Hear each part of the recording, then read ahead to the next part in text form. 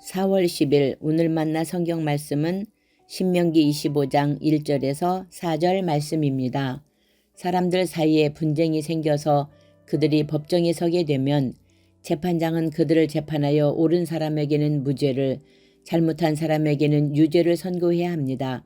유죄를 선고받은 사람이 매를 맞을 사람이면 재판관은 그를 자기 앞에 엎드리게 하고 죄의 정도에 따라 매를 때리게 해야 합니다. 그러나 매를 40대가 넘도록 때려서는 안 됩니다. 40이 넘도록 때려서 당신들의 결례가 당신들 앞에서 천히 여김을 받아서는 안 됩니다. 곡식을 밟으면서 타작하는 소의 입에 망을 씌우지 마십시오. 아멘. 오늘 만나로 만나주시는 하나님을 기대합니다. 영성에 대한 다양한 정의가 있지만 요즘 제가 생각하는 영성은 공감이라 생각합니다. 타인의 아픔에 무감각하지 않고 마치 내가 아픈 것처럼 아파하는 것, 들리지 않는 상대방의 신음을 듣고 함께 신음하는 것, 보이지 않는 마음의 눈물을 보고 함께 우는 것. 이러한 영적인 공감은 오늘 본문을 통해서도 잘 드러납니다. 죄를 지은 자는 죄에 상응하는 처벌을 받아야 하지요. 하지만 그 한계를 태형 40대로 정하셨습니다. 아무리 큰 죄를 범했을지라도 40대 이상을 때릴 수 없게 말입니다. 태형 40대가 넘어가면 불구가 될 수도 있고 무엇보다 인간의 존엄이 훼손될 수 있기 때문입니다. 또한 힘든 농사일을 하는 소에게까지도 배려를 보이시는데 소가 곡식을 털 때 그 입에 망을 씌우지 말라고 말씀하십니다. 이는 하나님의 마음이 인간을 넘어 모든 피조물까지 깃들여 있음을 볼 수 있습니다. 소라고 일을 하며 힘들지 않을까요? 배고프지 않을까요? 너무 힘들고 배고파서 떨어진 곡식이라도 먹어야 힘을 낼 수 있지 않을까요? 하지만 주인은 떨어진 곡식을 먹지 못하도록 입에 망을 씌우지요.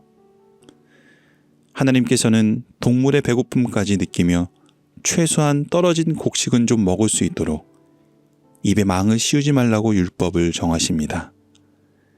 죄를 지은 자라도 태형 40대를 넘지 않게 하는 것, 농사일로 배고픈 소에게는 그 입에 망을 씌우지 않아 떨어진 곡식을 먹게 하는 것, 이는 약자들의 고통을 하나님도 동일하게 채울하시기에 그들이 보호받고 살아갈 수 있는 법을 마련해 주십니다.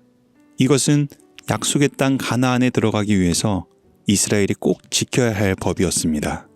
물론 우상을 버리고 하나님만을 예배하는 공동체로 준비되는 것도 중요했지만 사회적 약자를 대하는 태도, 심지어 죄인이라 할지라도 인간의 존엄이 훼손되지 않게 보호하고 더 나아가 노동하는 소의 굶주림이 계속되지 않도록 그 입에 망을 씌우지 않게 하여 약속의 땅 가나안에서는 약자도 더불어 살 수 있게 하셨습니다. 약속의 땅 가나안, 우리가 고대하는 하나님의 나라는 정의와 공의의 원칙이 지켜지는 나라입니다. 하지만 동시에 은혜와 사랑이 강물처럼 넘치는 나라입니다. 태형 100대를 맞을 짓을 했어도 그러면 불구가 되고 죽을 수도 있기에 40대에서 그치는 것. 주인의 밭에 떨어진 곡식을 먹으면 안 되지만 굶주리면 안 되기에 그 입에 망을 씌우지 않는 것. 돈을 빌려주면 이자를 받아야 하지만 이자를 받으면 더 큰 어려움이 있기에 받지 않는 것. 7년까지도 갚지 못하면 빚을 탕감해주고 빚을 갚지 못해 노예가 되었다면 풀어주는 것. 50년 주기인 희년에는 땅의 소유를 본래 소유하고 있던 사람에게 다시 넘겨주는 것. 얼마나 불공평해 보입니까? 그래서 강자에게는 은혜가 불공평하게 느껴집니다.